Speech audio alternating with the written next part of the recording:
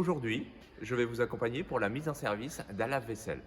Pour la mise en service de votre lave-vaisselle, il vous faudra une deuxième personne pour le réglage des pieds, une paire de gants, une passe multiprise, un niveau et un kit de démarrage que vous allez retrouver chez Boulanger. Après le déballage, vous allez devoir retirer tous les accessoires à l'intérieur du lave-vaisselle.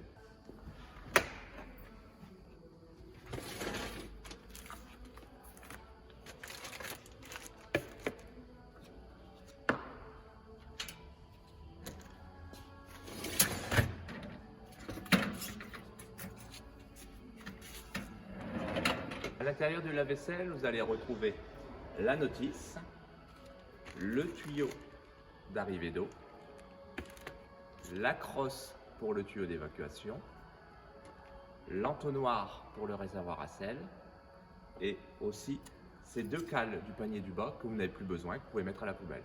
Étape 1, mise à niveau du lave-vaisselle.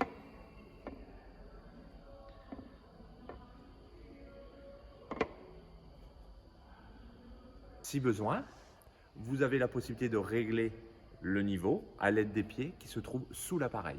Étape numéro 2, nous allons faire le branchement du lave-vaisselle. Nous allons commencer par mettre en place la crosse sur le tuyau d'évacuation.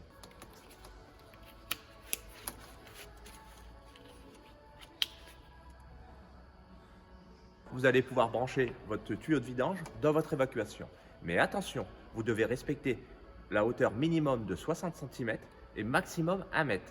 Vous allez pouvoir aussi fixer la crosse à l'aide de cette attache. Nous allons procéder au branchement en eau. Attention, vous devez contrôler la présence des joints à chaque extrémité. Sur votre tuyau, vous allez retrouver une partie coudée qui va se positionner derrière votre lave-vaisselle, la partie droite sur votre arrivée d'eau.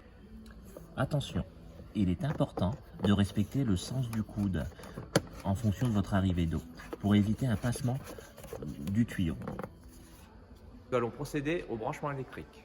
Attention, vous devez avoir une prise directe, minimum 16 ampères, équipée d'une terre.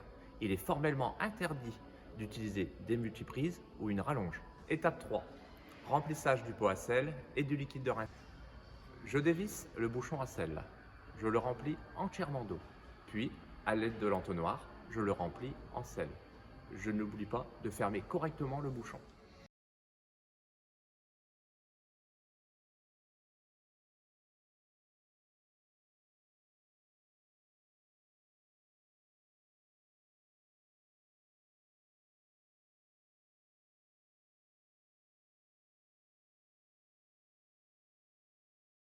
Attention, ne vous inquiétez pas, il se peut que votre voyant de sel reste allumé après le remplissage de votre réservoir, mais il s'éteindra après quelques cycles. Nous allons procéder au remplissage du liquide de rinçage.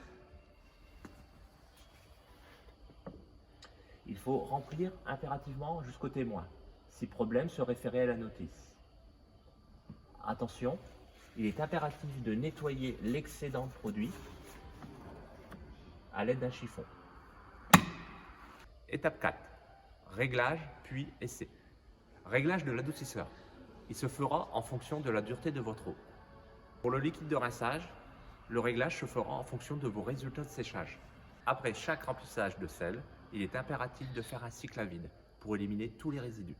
Nous allons dès à présent lancer le cycle à vide en utilisant le programme rapide.